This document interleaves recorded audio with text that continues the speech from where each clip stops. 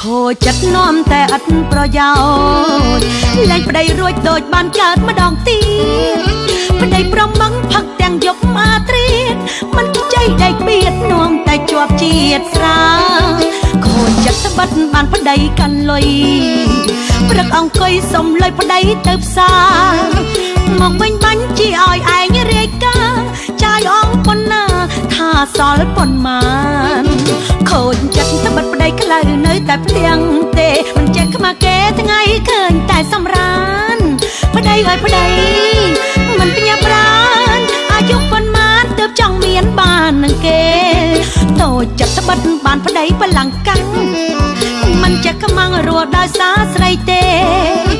កុំតែខ្លាចកូនគ្មានឪហៅនឹងគេកុំអីប្រាប់ម៉ែប្តឹងលែងក្បែរទៀតហើយខ្ញុំសច្ចាជួបប្រណៅយល់ចិត្ត